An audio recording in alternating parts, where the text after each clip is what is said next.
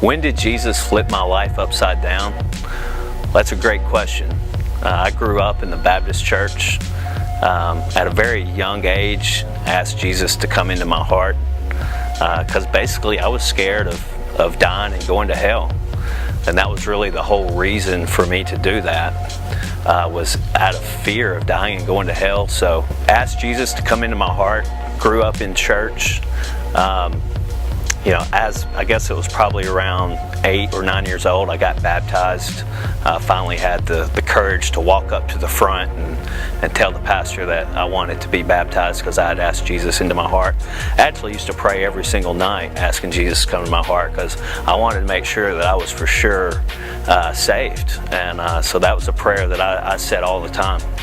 After I became a teenager, of course, I fell to a lot of the things that teenagers face these days, and that was peer pressure to be popular. And if you were to ask anybody back in junior high who is Brad Nelson, they'd tell you he's just a nice Christian guy. Girls weren't very interested in me. Really had a very low self-esteem about myself. Was awkwardly shy in social situations. So as I went through junior high, I really just got frustrated with God because I wasn't being accepted. I just didn't feel, I don't know. I was just mad really at God at one point in my life. So I guess it was probably around 9th grade that I sort of just turned my back on God, decided that I wanted to do things my way. Wanted to pursue popularity, began to hang out with the popular crowd, and at my school that crowd was the ones that were doing the things that I shouldn't have been doing. Started partying a lot, found myself getting in a lot of trouble through high school, ended up in an outpatient rehab, all kinds of terrible things happened to me, being arrested multiple times. Some kind of way, by the grace of God, I still managed to get out of high school and go on to college at the University of Arkansas. A lot of things didn't change there, just kind of pretty much continued on. So after college, me and my wife got married. I was living in downtown Memphis on Mud Island. On the outside looking in, it would have looked like my life was perfect. Most people probably would have been happy to trade places with me.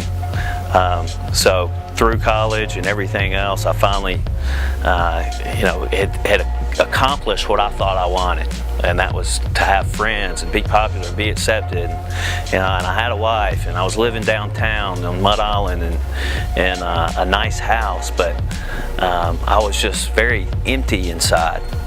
So I was sitting in my living room one night, sitting there drinking a beer, flipping through the TV, and came across an old 1985 Billy Graham Crusade.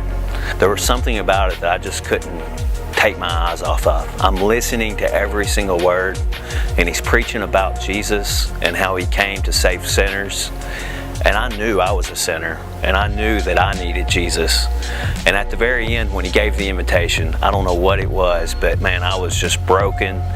See, the thing is, I thought for so long that I had to get my life together before I could come and be in a relationship with Jesus. But what I finally realized is that I didn't have the ability to be able to get right with God. So I was desperate, and I said, I still remember to this day exactly what I prayed. I said, God, if you want to change my life, you have to do it, because I can't. I'm too weak. Now, I can't sit here and tell you that I woke up the very next morning and everything that I had going on in my life was all of a sudden perfect. I was still struggled with many things, but I can say that since that day, God has began a good work in me that he's going to complete. And that's actually my life verse, is Philippians 1:6, being confident of this, that he who began a good work in me will complete it until the day of our Lord Jesus Christ.